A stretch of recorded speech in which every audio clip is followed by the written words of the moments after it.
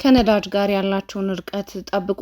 የኢትዮጵያ መንግስት በነዳጅ ጉዳይ ላይ የዓለም አቀፍ ዋጋ በጨመረበት እንዲሁም የምርት መጠኑ ቀንሶ የአቅርቦት ሰንሰለቱ እየተበጠሰ ባለበት ሰዓት በየወሩ መጨረሻ ላይ ማደያዎች ነዳጅ የለም የሚል ጽሑፍ በሚሰቅሉበት በተለያዩ የሀገሪቱ ክፍሎች ህገወጥ ግብይት ባለበትና ቀኑን ሙሉ ተሰልፎ በመዋልና በማደር እንዲሁም ከፍተኛ ብር አውጥቶ ነዳጅ በመቅዳት ልምድ ያካበተው ማህበረሰብ ከነዳጅ ጋር ያላችሁን ርቀት ጠብቁ ሲል በተደጋጋሚ አሳስቧል። በኢትዮጵያ ረጅም ሰልፍ ተሰልፎ ውሎም ነዳጁን ሳይሞላ አለቀ ሲባል የኖረ አሽከርካሪ አሁን ላይ ደግሞ በዓለም አቀፍ ደረጃ ሌላ ትኩሳት ነው የተከሰተው። በቅርብ ቀናት ውስጥ ለአራተኛ ጊዜ ነዳጅን ቆጥብ አደጋ ላይ እንዳንወድቅ ሲል ጥሪ እያቀረበ ሲሆን የዓለም አቀፍ የነዳጅ ዋጋ ደግሞ በተመሳሳይ ጭማሪ በማሳየት ላይ ሲሆን ዋና የነዳጅ መተላለፊያ መስመር ደግሞ በአደጋነቱ ቀጥሏል። ኢትዮጵያ በቅርቡ የነዳጅ ዋጋ ክለሳ ያደረገች ሲሆን የነዳጅ ፍጆታውን ሙሉ በሙሉ ወደ ሀገር ውስጥ በማስገባት ነው የምትተዳደረው።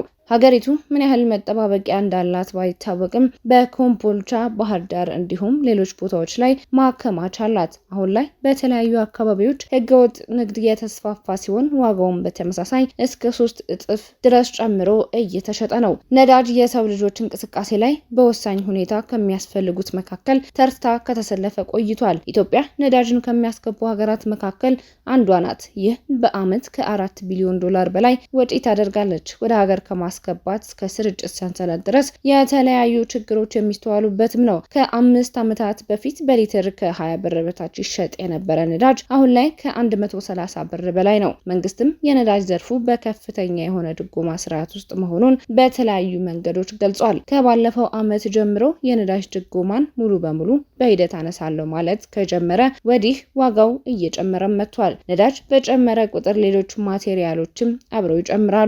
የትራንስፖርት ዋጋ፣ የምግብ እንዲሁም መሰረታዊ ነገሮችን ለማሟላት የግድ ሲሆን ይህም ህዝብን ላልተገባ ዋጋ እንዳደረገው ነው። ኢትዮጵያ የወር መጨረሻዎቹ ቀናት ላይ ነዳጅ የለም የሚል ጽሑፍና ረዣዥም የመኪና ሰልፎች በየማደያው ማየት የተለመደ የሆነ መጥቷል። በዚህ ሳምንት ዓለም ላይ የነዳጅ ዋጋ መጨመሩ ሲሰማ ተመሳሳዩ ተግባርና የመኪና ሰልፍ የነበረ ሲሆን ማደያዎች ነዳጅ እያላቸው መቅዳት ማቆማቸውም አዲስ ማለዳ ከዚህ ቀደም በሰራችው ዘገባ ተመልክታለች። የነዳጅ ስርጭት ሰንሰለት በህገ ወጥ ግብይት እስከ ከፍተኛ በሆነ ዋጋ መሸጥ፣ በሌላ በኩል ደግሞ የከባድ መኪኖች በፋብሪካ ከተገጠመላቸው ሰልቫቲዮ ውጪ በስፋት እንዲይዝላቸው ተጨማሪ ያስገጥማሉ። በዚህ ጉዳይ ላይ የተጠናከረ እርምጃ ሲወሰድ ባይታይም ችግሩ እንዳለ እርምጃ እየወሰዱ እንደሆነ የመንግስት ባለስልጣኖችም ይናገራሉ።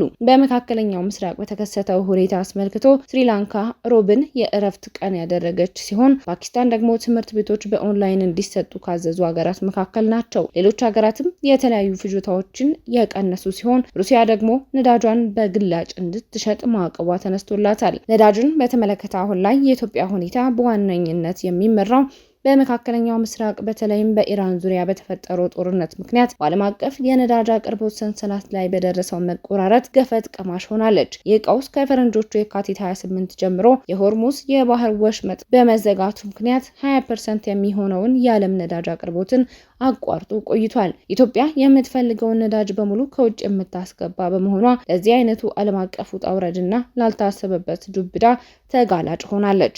ከዚህ ውጥንቅጥ በኋላ የኢትዮጵያ ሕዝብና ነዳጅ ርቀታቸውን ጠብቁ ተብለዋል። ይህ ቢባልም ከቅርብ ጊዜ ወዲህ ግን እንቀራረብ ቢሉ እንኳን በገንዘብም ቢሆን በሰዓት ብዙ ጊዜ እየፈጀባቸው መሆኑን ተስተውሏል። በሳምንት ውስጥም 4 ጊዜ ማስጠንቀቂያ ተሰጥቷል። በዚህም ወሳኝ ወቅት ከፍተኛ የመንግስት አመራሮች የተለያዩ መግለጫዎችን የሰጡ ሲሆን መንግስትም በነዳጅ ጉዳይ በርካታ እርምጃዎችን እየወሰድኩ ነው ብሏል። ገንዘብ ሚኒስቴሩ፣ ትራንስፖርት ሚኒስቴር፣ የኢነርጂ ባለስልጣኑ እንዲሁም ጠቅላይ ሚኒስትር አብይ አህመድ ነዳጅ ቁጥቡ የሚለውን መልእክት በተደጋጋሚ አስተላልፈዋል። አብይ ባለፈው ሳምንት የነዳጅ አምራች ሀገሯን የተባበሩት አረብ ኤምሬትስን ጎብኝቷል። በዚህም ወቅት በወቅታዊ ጉዳዮች ላይ እንደተመካከሩ ተገልጿል። ነገር ግን ጠቅላዩ ወንድሜ እያለ ከሚጠራው መሐመድ ቢን ዛይድ ጋር ስለ ነዳጅ ማውራታቸው የተባለ ነገር የለም። ጠቅላዩ ከአረብ ኤምሬትስ ከተመለሱ ሳምንት ሳይሞላቸው ህዝቡ ነዳጅ በቁጠባ እንዲጠቀምና አስፈላጊ አገልግሎቶችን ቅድሚያ እንዲሰጥ ጥሪ አቅርቧል። አብይ በመካከለኛው ምስራቅ በተፈጠረው ቀውስ የተነሳ ነዳጅ ገዝተው የሚጠቀሙ ሀገሮች እንደ ልብ ለማግኘት ተቸግረዋል በማለት ኢትዮጵያም ያለችበት ሁኔታን አመላክተዋል። ጠቅላዩ ችግሩ ተፈቶ ወደ መደበኛው የነዳጅ አቅርቦት ስርዓት እስክንመለስ ድረስ ነዳጅን በቁጠባና ለመሰረታዊ መሰረታዊ ነገሮች ቅድሚያ በመስጠት መጠቀም ይኖርብናል ሲል ለህዝቡ መልእክት አስተላልፈዋል። የነዳጅ አከፋፋዮች፣ ማደያዎችና ተጠቃሚዎች ነዳጅን በቁጠባ ለመሰረታዊ ነገሮች ቅድሚያ በመስጠት ሁላችንም በኃላፊነት ስሜት እንድንጠቀም ለማሳሰብ እወዳለሁ በሚል መልእክቱን ያስተላለፈ ሲሆን ቅድሚያ የሚሰጣቸውና መሰረታዊ ጉዳዮች የሚባሉት ምን እንደሆነ አልገለጸም። በሌላ በኩል የነዳጅ ጭማሪን ያበሰረውና የኢትዮጵያ ህዝብ አሁንም በድጎማ ውስጥ ነው ያለው ደግሞ የገንዘብ ሚኒስትሩ አህመድ ሺዴ ነው። አህመድ ሺዴ ዓለም አቀፍ የነዳጅ ዋጋ እየጨመረ ቢሄድም በድጎማ አማካኝነት የሀገር ውስጥ ዋጋን ለማረጋጋት እየተሰራ መሆኑን በመግለጽ ህገወጥነት የነዳጅ ግብይትን ከሚያዛቡት ውስጥ አንዱ መሆኑን ገልጿል። ሚኒስትሩ ናፍጣን በተመለከተ ሲናገሩ በሊትር 98 ብር ድጎማ እየተደረገለት ሲሆን ቤንዚን ደግሞ 73 ብር ድጎማ እየተደረገበት ነው የምትጠቀሙት ብለዋል። ከዚህ በተጨማሪ ከተፈቀደ ዋጋ በላይ በሚሸጡ አካላት ላይ እርምጃ እየተወሰደ ነው ያለ ሲሆን በምን አይነት ተቋማትና የድርጊቱ ተሳታፊዎች ላይ እንደሆነ አልገለጸም። ኢትዮጵያ በነዳጅ የሚሰሩ መኪኖችን አስወግዳለሁ በሚል እየተንቀሳቀስኩ ነው በማለት የኤሌክትሪክ መኪኖችን ለሚያመርትና ለሚያስመጣ ማበረታታት ላይ ነች። የፖሊሲና የስትራቴጂ ስራዎችንም ሰርታለች። ኢትዮጵያ ታምርት በሚል የተያዘው ውጥን በመብራትና በተፈጥሮ ጋዝ የሚሰሩ መኪኖችን የሚያበረታታ ነው። በቅርቡ የተመረቀው የተፈጥሮ ነዳጅ ማምረቻ ወደ ስራ ገብቷል የተባለ ሲሆን በዚህም የሚሰሩ መኪኖች ግን ሲንቀሳቀሱ አልታዩም። ከሳምንታት በፊት የትራንስፖርትና ሎጂስቲክስ ሚኒስትሩ አለሙ ስሜ ከራሽያው በተፈጥሮ ጋዝ የሚጠቀሙ መኪኖችን ከሚያመርተው ከካማዝ ኩባንያ ተወካዮችና በኢትዮጵያ የሩሲያ አምባሳደር ጋር ውይይት ባካሄዱበት ወቅት ሚኒስትሩ ኢትዮጵያ ዘመናዊ ኢኮኖሚያዊና ለአካባቢው ተስማሚ የሆኑ የትራንስፖርት አማራጮችን ለማስፋፋት ጥረት እያካሄደች መሆኑን በመግለጽ በዚህም ካማዝ ኩባንያ ጋር በተፈጥሮ ጋዝ የሚንቀሳቀሱ ተሽከርካሪዎችና በኤሌክትሪክ ተሽከርካሪዎችን በማምረትና መገጣጠም ዘርፍ በጋራ ለመስራት ያለመ ነበር። ከጠቅላይ ሚኒስትሩና ገንዘብ ሚኒስትሩ በመቀጠል ደግሞ የኢትዮጵያ የትራንስፖርትና ሎጂስቲክስ ዘርፉን የተሳለጠ እንዲሆን ኃላፊነቱን ወስዶ የሚንቀሳቀሰው ሚኒስቴር መስሪያ ቤትም ነዳጅ በመቆጠብ አጫጭር ጉዞዎችን በእግርና በብስክሌት አድርጉ ሲል ምክረ ሀሳብና ትዕዛዝ ያዘለ መልእክቱን አስተላልፏል። ትራንስፖርትና ሎጂስቲክስ ሚኒስቴር ወደ ኤሌክትሪክና የተፈጥሮ ጋዝ ተሽከርካሪዎች ሽግግርን ማፋጠን እንደሚገባ ያሳሰበ ሲሆን ይህ ሽግግር የውጭ ምንዛሬን ለመቆጠብ የአካባቢ ብክለትን ለመቀነስና ህዝቡን ከዓለም አቀፍ የዋጋ ምጣኔ ለመጠበቅ ይረዳል ብሏል። ሚኒስትሩ የመንግስት ተሽከርካሪዎችን ወደ ኤሌክትሪክ ሙሉ በሙሉ ለመቀየር እቅድ መያዙንም ገልጿል። ሚኒስትሩ ባወጣው መግለጫ እንዳመለከተው ጠቅላይ ሚኒስትር አብይ አህመድ ሀገርን ከውጭ ጥገኝነት ለማላቀቅና የራስን የተፈጥሮ ጸጋ ለመጠቀም ከዓመታት በፊት ቀርጸውታል ያለው ስትራቴጂያዊ ውሳኔ በአሁኑ ወቅት በመካከለኛው ምስራቅ በተከሰተው ጦርነት ምክንያት ሊመጣ የሚችለውን የኢኮኖሚ አደጋ ለመከላከል ፋይዳው የጎላ መሆኑን ያረጋገጠ ነው ብሏል። እዚህ ላይ ከ7 ዓመት በፊት ኢትዮጵያ ነዳጅ ማውጣት ልትጀምር ነው ተብሎ ተነግሮ የነበረ ሲሆን እስካሁን ግን ምንም ይወጣ የለም። በወቅቱ ጠቅላይ ሚኒስትር አብይ አህመድ ሰኔ 2010 ላይ ከነገ ጀምሮ ድፍድፍ ነዳጅ የማምረት ሙከራ ታደርጋለች ያሉ ሲሆን ከዚያ በኋላ የራሳችንን ነዳጅ በማውጣት ከጥገኝነት ለመላቀቅ ጊዜው አሁን ነው ብለው ነበር። ይህም በብሔራዊ ቴሌቪዥን እና በሌሎች ሚዲያዎች ላይም በነገው ዕለት እየተባለ ይጀምራል ተብሎ የተነገረው ሰኔ 20 2010 የነበረ ሲሆን ይህም ብዙ ዓመታትን አልፎታል። መንግስት በስንዴ ልማት ያስመዘገበውን ታሪካዊ ስኬት በነዳጅ ዘርፍም ለመድገም በቁርጠኝነት እየሰራ መሆኑን ያለው የትራንስፖርት ሚኒስትሩ በነዳጅ የሚሰሩ መኪኖች ነዳጅን ትተው የኤሌክትሪክ ኃይልን እንዲጠቀሙ ጥሪ አቅርቧል። በተጨማሪም እስከ 20 ቶን የሚሸከሙ የጭነት ተሽከርካሪዎች ወደ ኤሌክትሪክ ከዛ በላይ የሆኑት ደግሞ ወደ ተፈጥሮ ጋዝ እንዲቀየሩ ከመንግስትና ከግል ዘርፉ ጋር በቅንጅት እንደሚሰራ ተገልጿል። በሀገሪቱ ወደ ተፈጥሮ ጋዝም ሆነ ወደ ኤሌክትሪክ የሚቀየሩ ተቋማት በሌሉበትና ባልተጠናከሩበት ወቅት እስከዛ በምን ይንቀሳቀሳሉ የሚለውን ሚኒስትሩ አልገለጸም። ሚኒስቴሩ በዚህ ብቻ ሳይሆን በፌዴራልና በክልል ደረጃ የሚገኙ ሁሉም የመንግስትና የፕሮጀክት ተሽከርካሪዎች ሙሉ በሙሉ ወደ ኤሌክትሪክ እንዲቀየሩ በማድረግ የተጀመረው እቅድ ወደ ተሟላ ትግበራ እንደሚሸጋገር አስታውቋል። ነገር ግን ተሽከርካሪዎቹ ወደ እዚህ እስኪቀየሩ የነዳጅ ጉዳይ ምን ይሆን የሚለው ሌላ ጥያቄ ነው። የህዝብ ትራንስፖርት አገልግሎቶች በተለይም ባቡሮችና አውቶቡሶች ተገቢውን ታሪፍና መርሃ ግብር ጠብቀው ያለመቆራረጥ አገልግሎት እንዲሰጡ ጥብቅ ክትትል እንደሚደረግም አሳስቧል። ሌላው ደግሞ ዜጎች ከአንድ ቤት ውስጥ ብዙ መኪኖችን ይዞ ከመውጣት ይልቅ በጋራ የመጠቀም ልምድን እንዲያዳብሩና አጭር ጉዞዎችን በእግርና በብስክሌት በማድረግ አረንጓዴ ጉዞን እንዲያዘወትሩ ሚኒስቴሩ ጥሪ አቅርቧል። አሽከርካሪዎች ነዳጅንና የካርበን ልቀትን የኢኮ ድራይቪንግ የማሽከርከር ስልጠና እንዲወስዱና ተሽከርካሪዎቻቸው በኦሪጂናል መለዋወጫዎች በመጠገን የነዳጅ ብክነትን እንዲከላከሉ ይመክራል።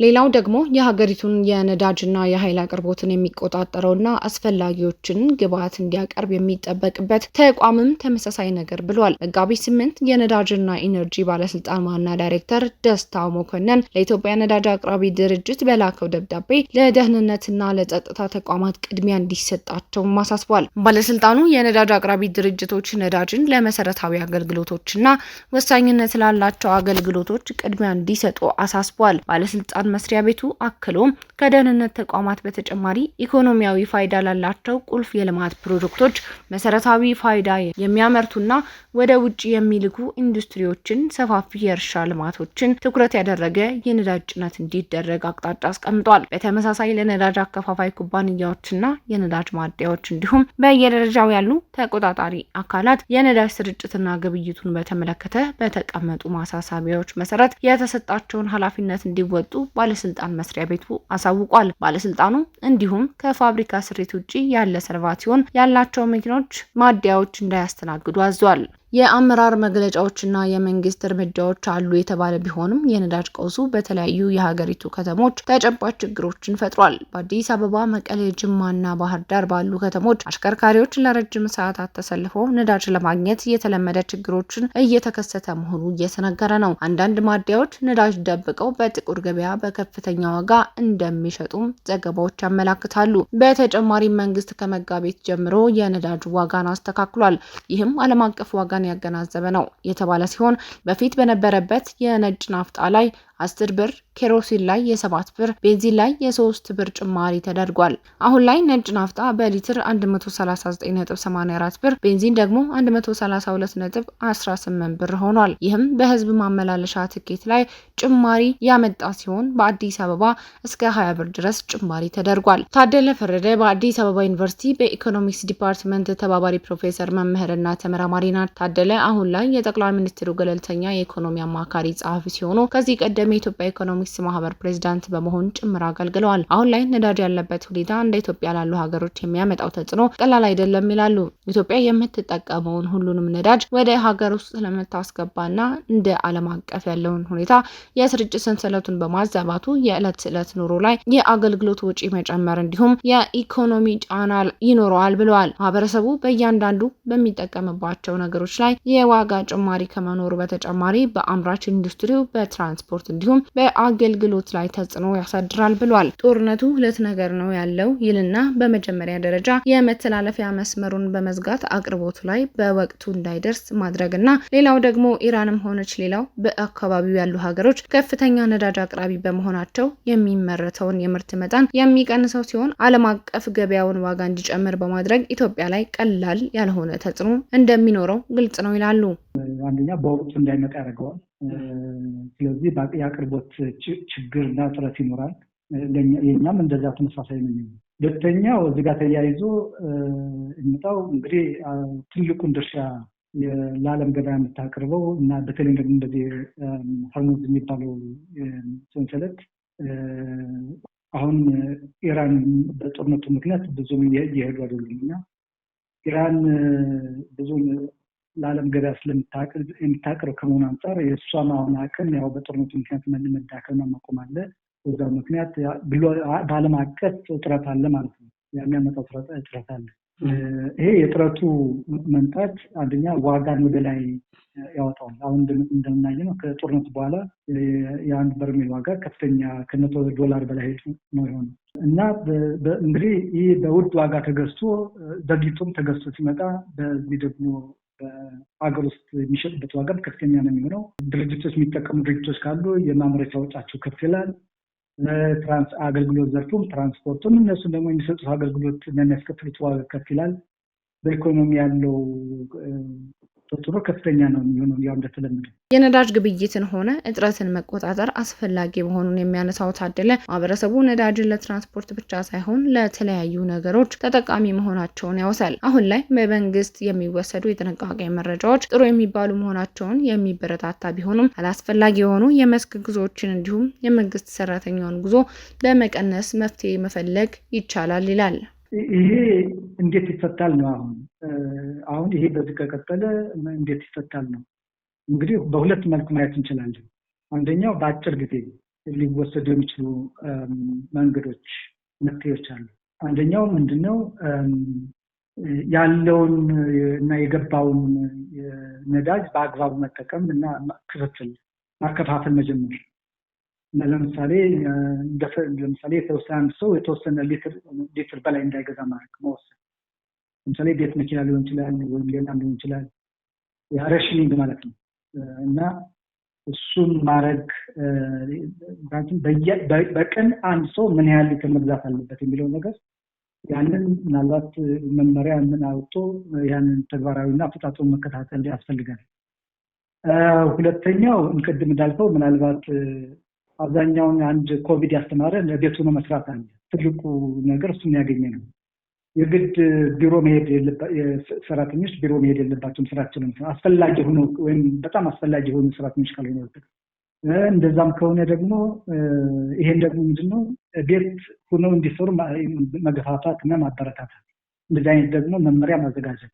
በመካከለኛው ምስራቅ ላይ ብቻ መመርኮዝ ጥሩ አይደለም፣ ሌሎች የገበያ አማራጮችን መመልከት የሚያስፈልግ ነው የሚለው ኢኮኖሚስቱ ከአፍሪካ ነዳጅ ወደሚሸጡ ሀገሮች ማለትም ወደ ናይጄሪያ እና መሰል ሀገሮች ማቅናት ያስፈልጋል ብሏል። ኢትዮጵያ የአፍሪካ ነጻ የንግድ ቀጠና አባል በመሆኗ ከናይጄሪያ ጋር በቀላሉ እንድትግባባ ስለሚያደርጋት መነጋገሩ አስፈላጊ ነው ብሏል። በኢትዮጵያ ከ62% በላይ ያሉ አምራቾች ጄኔሬተር ተጠቃሚ በመሆናቸው የኤሌክትሪክ ኃይል አቅርቦትን አስተማማኝ ማድረግ አንዱ የነዳጅ ፍላጎትን ተመጣጣኝ ማድረግ እንዲሁም ኢኮኖሚው ላይ ብዙም ጉዳት እንዳያመጣ ማድረግ እንደሚያስፈልግ ነው ኢኮኖሚስቱ የተናገረው። ችግሮቹ በዚሁ የሚቀጥሉ ከሆነ መንግስት ያለውን ክምችት ቀስ በቀስ ለአስፈላጊ ጉዳዮች ብቻ መልቀቅና ማረጋጋት ያስፈልጋል ብለዋል። የነዳጅ ህገወጥ ግብይት ከዚህ ቀደም የነበረና አሁንም ያለ ነው። ይህ ደግሞ መቆጣጠር የመንግስት ኃላፊነት እንደሆነ ያነሳል። ሁልጊዜም ይኖራል፣ ወደፊትም ይኖራልና ምናልባት ይህንን የመንግስት ጉዳይ ነው።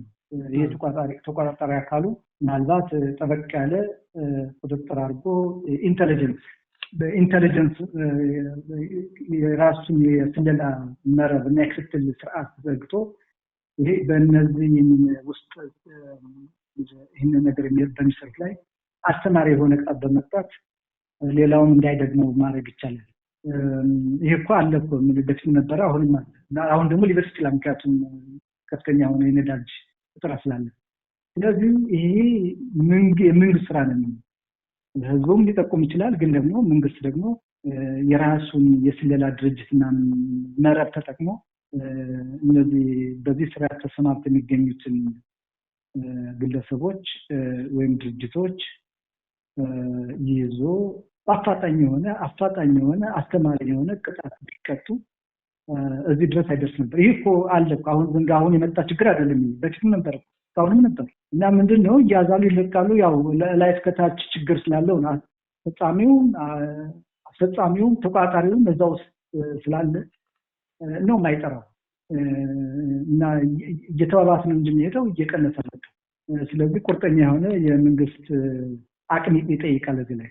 ይህ በእንዲህ እንዳለ ከመካከለኛው ምስራቅ ውጥረት ጀምሮ የእስራኤልና የአሜሪካ ጥምረት ጦር ኢራን ላይ በፈጸመው ጥቃት በዓለም አቀፍ የኤነርጂ ዋስትና ላይ ታይቶ የማይታወቅ ሁከትን ፈጥሯል። የግጭቱ መነሻ ሌላ ቢሆንም ዋነኛ መዘዝ ኢራን በሆርሙዝ የባህር ወሽመጥ ላይ ያደረሰችው እገዳ የነዳጅ ጉዳይ ከፍ እንዲል አድርጎታል። ይህም በኢራንና ኦማን መካከል የምትገኝ ጠባብ የውሃ መስመር በየቀኑ ወደ 20 ሚሊዮን በርሜል ዘይት ማለትም በዓለም አጠቃላይ ፍጆታ 1/5ና 20% የሚሆነውን ፈሳሽ የተፈጥሮ ጋዝ በማጓጓዝ እጅግ ወሳኝ የኃይል ማስተላለፊያ መስመር ነው። ኢራን የባህር ላይ ፈንጂዎችን፣ ፈጣን ጀልባዎችንና የባህር ዳርቻ ሚሳኤሎችን በመጠቀም የንግድ መርከቦች መተላለፊያ በማስተጓጎሏ የባህር ላይ ትራፊክ በከፍተኛ ሁኔታ የቀነሰ ሲሆን የጦርነት ኢንሹራንስ ዋጋ እንደጨመረ ዓለም አቀፍ ሚዲያዎች ዘግበዋል። ይህ ውጥረት የነዳጅ ዋጋን ወደ ማይታወቅ ደረጃ እንዲያሻቅብ አድርጎታል። የዓለም አቀፉ የቤንችማርክ ብሬንት ነዳጅ ዋጋ ከግጭቱ በፊት ከነበረበት አማካኝ $71 በመነሳት $100 በላይ ደርሷል። ይህም ከ40 በመቶ በላይ ጭማሪ አሳይቷል። በአውሮፓ የተፈጥሮ ጋዝ ዋጋ ከ56 በመቶ በላይ ሲሆን የአውሮፓና የእስያ ተፈጥሮ ጋዝ ዋጋ ከግጭት በፊት ከነበረበት ጊዜ አንጻር በቅደም ተከተል 54 በመቶ እና 63 በመቶ ጨምሯል። በተጨማሪም የዓለም አቀፍ ማጓጓዣ ወጪዎች የጨመሩ ሲሆን ከእስያ ወደ አውሮፓ የሚደረግ ጉዞ ጊዜም ተራዝሟል። የኢራን የኃይል መሰረተ ልማቶችም በቀጥታ ኢላማ ሆነዋል። የአሜሪካና የእስራኤል ጥቃቶች በቴህራንና አልቦርዝ አውራጃዎች የሚገኙ የነዳጅ ማከማቻዎችን መትተዋል። እነዚህ ግን ውጤቱ ኢራንን ብቻ አልጎዳም። በቀጠናው ያሉ ሌሎች ዋና የነዳጅ አምራች ሀገራትም ተጎድተዋል። ይህ ደግሞ ኢትዮጵያን ጨምሮ መላው ዓለምን ገፈት ቀማሽ እንዲሆን አድርጓቸዋል። ሳውዲ አረቢያ በሻይባህ የነዳጅ ቦታዋ ላይ የድሮን ጥቃት እንደደረሰባት ስትገልጽ፣ በኩዌትና በኤምሬትስ ያሉ የነዳጅ ኩባንያዎች አንድም በጥንቃቄ በሌላ በኩል ደግሞ በጉዳት ምክንያት ምርታቸውን ቀንሰዋል። እንደ ዥዋን ዘገባ ከሆነ በኢራቅ የነዳጅ ምርት ከግጭቱ በፊት ከነበረበት 3.3 ሚሊዮን በርሜል ወደ 1.3 ሚሊዮን በርሜል ዝቅ በማለት በ60 በመቶ ቀንሷል። ኳታርም የተፈጥሮ ጋዝ ምርትን ማቆሙንና ለደንበኞቹ ከአቅም በላይ በሆነ ሁኔታ ማቆሙን ማወጁ ይታወሳል። የተባበሩት አረብ ኤምሬትስ ደግሞ ሆርሙዝ ሰርጥ በመዘጋቱ የነዳጅ ምርቷ በግማሽ እንደቀነሰ አስታውቋለች። የባለሙያዎቹ ትንታኔ እንደሚያመላክተው ይህ ቀውስ ከ1970ዎቹ የነዳጅ እገዳ ወዲህ ታይቶ የማይታወቅ የዓለም አቀፍ የነዳጅ አቅርቦት መቆራረጥ ሊያስከትል እንደሚችል ነው። ዓለም አቀፍ የኢነርጂ ኤጀንሲ አባል ሀገራት ከስትራቴጂክ ክምችታቸው 400 ሚሊዮን በርሜል ለቋሚ ገበያ ለማረጋጋት መወሰናቸውን ሲያሳውቁ፣ የአሜሪካ መንግስት ደግሞ የንግድ መርከቦችን ለማጀብ የባህር ኃይሉን ሊጠቀም እንደሚችል አመላክቶ ነበር። ይህ ሁሉ የመካከለኛው ምስራቅ ውጥረት ኢትዮጵያን ጨምሮ በርካታ የአፍሪካና እስያ ሀገራት በነዳጅ አቅርቦትና ዋጋ ላይ ከፍተኛ ተግዳሮት እንዲገጥማቸው አድርጓል። ኢትዮጵያ የምትፈልገውን ነዳጅ በሙሉ ከውጭ ማስመጣቷና አብዛኛው አቅርቦት በሆርሙዝ የባህር ወሽመጥ በኩል ስለሚጓጓዝ በዚህ የዓለም አቀፍ ውጥረት በከፍተኛ ሁኔታ ተጎጂ ትሆናለች።